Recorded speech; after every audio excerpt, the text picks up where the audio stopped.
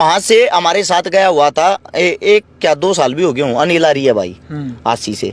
वो जो अनिल आर्य भाई गया हुआ था वो भी एक गौरक्षक है। और उस भाई के पास मुखबरी आई, फोन आया कि भाई ऐसे ऐसे गऊ की गाड़ी जान लग रही, उसके पीछा हम लग रहे। अनिल आर्य ने उसी टाइम बोला इसका पीछा करो, उस गाड़ी का पीछा करा। मारता बताइए हर्ष भाई हम जाओ वहाँ। मैं बोला की बात है, बोला ऐसी ऐसी गाड़ी है गाया की और वो गाड़ी रखवानी। मैं बोला चलो भाई हम भी साथ चल रहा। हालांकि मेरा इस लाइन से कोई लेना देना नहीं कि मैं इतना बड़ा छतरी बन जाऊं भाई, इस लाइन में मैंने कुछ कर रखा।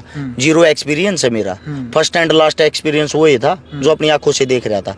अपनी आंखों से देखता हूँ मैं क्या होता है। उस गाड़ी को मैं अनिल भाई था बोला भाई तुम पीछे बाज रहे, हासी नाका लगवा दो। इशार की बात है ये, इशार में हासी में कितना गैप है।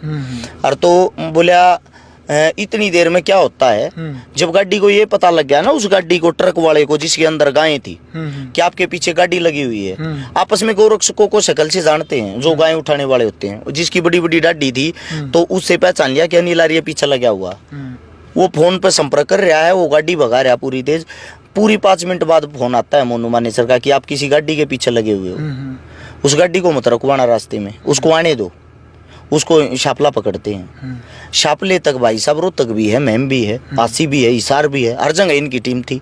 ऐसा नहीं इनकी टीम नहीं थी। इन्होंने शापला पकड़ा, शापला की गौशाला में इनको लेके गए। शापला की जिस गौशाला में इनको लेके गए, उस गौशाला में लेके जाने के बाद इन्होंने उसी टाइम मौके पे हम वहाँ पहुंचे। ऑन द स्पॉट लाइव पड़ी होगी टीम रस शिकारा, आज भी टीम रस शिकारा वाले पेज पर पड़ी है, चेक कर लेना। वहां गए तो वहां जाने के बाद उस टाइम वो फोटो लिया गया था। पहली मुलाकात थी तो मोनू भाई बोले सब एक साथ फोटो ले ले। फिर मन्ने उसके हाथ में फोन लेगा, मेरी आदत मन्ने ने गई थी लिया मैं ही ले दूंगा। वह सेल्फी मन्ने ली थी और ये कहें पहले मोनू भाई के साथ सेल्फी लिया था फेमस होने के लिए। ऐसा है मेरे साथ 1000 आदमियों ने अगर फोटो लिया आज तक तो 990 के फोटो खुद मैं ही हाथ में फोन लेके ले देता हूँ। ये मेरी आदत है। या ये लगा लो भाई मैंने मानू अगला आदमी कई बार किसी के हाथ कांपते, कोई लेट कैमरा खोलता, कोई कुछ, मैं खुद ले देता हूँ, शर्माए ना। अच्छा उसके बाद क्या होता, मैंने वहां देखा था सौदेबाजी होते हुए। वहां पुलिस प्रशासन आई थी।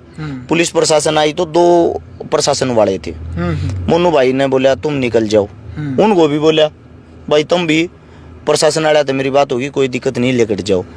अगले दिन उस गौशाला में वो नहीं थी वो गाड़ी, और ना ही उसका कोई मुकदमा दर्ज हुआ।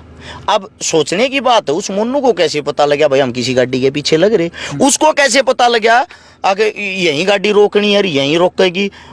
वहां आके खुद सरेंडर कर दिया था एक किस्म से उनके गौरक्षकों को, क्योंकि ये क्या होते हैं, ये इनके पेड वर्कर होते हैं। और पेड वर्कर क्या होते हैं, सब तो नहीं, मैं सबके ऊपर नहीं कह रहे बात, ये मोनू की टीम के ऊपर बात है स्पेशल। गोरक्षक तो जान देने वाले भी हैं, गोरक्षकों ने जान दी भी है, मैं उनको नहीं कह रहा। गोरक्षकों ने क्या किया, इस चीज को मुद्दा बना दिया।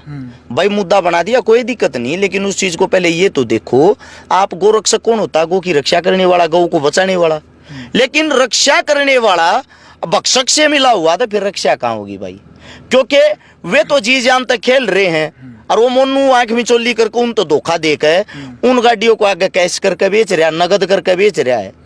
तो कम, और उन लोगों को भी पता है ये गऊ बेचता है, ये काम करता है। और इन बातों का पता होते हुए भी आप लोग अपनी आवाज नहीं खोल रहे तो खोट आपका भी है।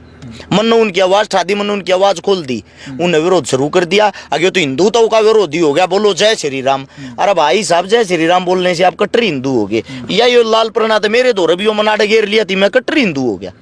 ये तो हिंदुत्व की पहचान नहीं हुई। हिंदू वही होता है भाई जो सबकी सोचे, जिसके अंदर अपने धर्म, अपनी गौ माता, अपनी बहन बेटी के लिए इज्जत मान सम्मान हो। उसकी वीडियो देख लो, वो अभी थाईलैंड से पुलिस प्रशासन ने तो वायरल करी लड़कियों के साथ, मैंने तो की नहीं, वो तो मैंने नहीं की। पहले मैंने लड़कियों के साथ फोटो भी दिखाए हैं, बहन बेटियों की कैसे वो इज्जत बचावे है, गौ माता की। मैं खुद मेरे मुंह तक कहने लग रहा हूँ। मैंने तो प्रशासन को भी कही थी, आदमी मैं बता दूंगा उसका एक आदमी उठा लियो, उसका सारा काला चिट्ठा नहीं लिखड़ा हुआ है, गारंटी है। और पुलिस ने जब उसको अभी इतना नंगा कर दिया है तो एक गौ माता वाली और एक छोटी ही पोल खोल दो, इसके भगता ने भी पता लग जाएगी वो कितना सच्चा है। बिल्कुल। अच्छा आपको लेकर के भी एक पोस्ट वायरल हुई थी सोशल मीडिया पे कि भाई गौशाला के नाम पर आपने 1 किला जो ज़मीन थी हांसी के अंदर वो दान कर दी थी। उसके बाद अभी जो ये मुद्दा पूरा मेवात कांड जो चला, गोरक्षकों को लेकर के बातचीत चली, आपके खिलाफ एक पोस्ट काफ़ी जो तेज़ी से वायरल हुई थी कि भाई एक किला तो आपने दान कर दिया, लेकिन वो आपकी पत्नी के ही नाम करवाया आपने। गौशाला का केवल वो ढकोसला था, वो दिखावा था, वो वापस वो ज़मीन आपने वहाँ से वो ले ली, वो किला आपकी पत्नी के ही नाम है। पहली बात जी अनिल आर्य है 80 से, जी। उसी को वो किला दिया था। दूसरी बात, वो जो जमीन ली थी वो मैंने भाई मेरे पैसों से मेरी गाड़ी पर लोन लेकर जी। मन्ना रुपये ठाक हुआ जमीन ली थी, वो किला लिया। दूसरी बात में अपनी लोगाई के नाम करा गया। भाई किले को लेने वाला मैं हूँ। पहली बात तो मेरे को ये बताओ किसके नाम कराऊंगा?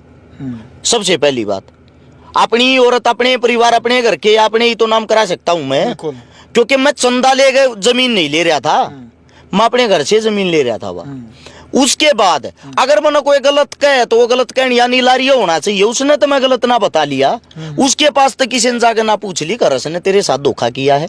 अपने दोहरे थे जो बात बनाने लग रहे हैं, क्या वो इन गोरक्षकों के साथ नहीं जुड़ रहा था? क्या वो दिन रात यह गोरक्षा नहीं कराया करता? अगर सच्चाई बता सकता था तो अनिल आर्य बता सकता था, वो अपने मुंह से कहता तो मैं मान लेता।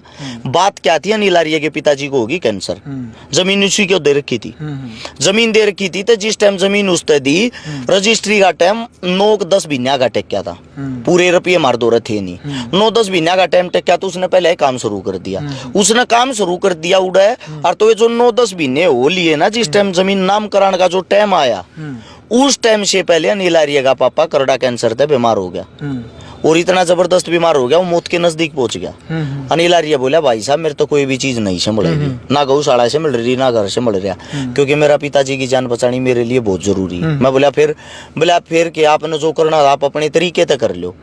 मैं बोला ठीक है भाई, तेरे लिए यो किला पड़ा है, मैं तेरे एक बात कहने लग रहा हूँ, जो तने करना तू कर ले। उन्होंने बोला ना आप इसने जो करना वो कर लो। फिर उस टाइम पे फैसला लेने के लिए मैं अपनी औरत के नाम कराऊंगा, और किसको कराऊंगा?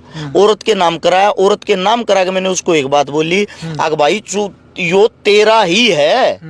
मैंने मेरी औरत ने भी यह बात कही है, अगर मैं मर गया ना तो वो अनिल आर्य के पास रहेगा, तू नहीं मांग लेगी उसने।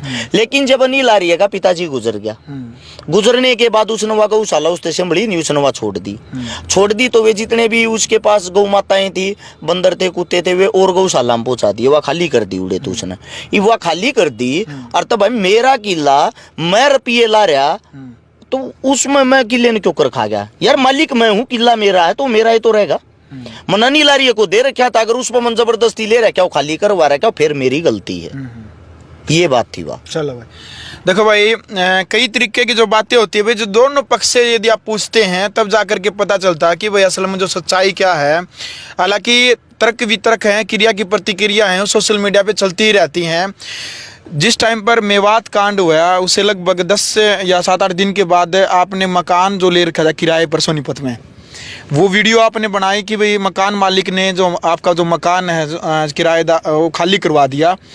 तो काफ़ी लोगों की प्रतिक्रिया या आपकी कमेंट के नीचे भी, आपकी पोस्ट के नीचे भी आया कि वैसे तो आप भाई गरीबों के मकान भी बनवाते हैं, मकान नहीं बनवाया, अच्छा गरीब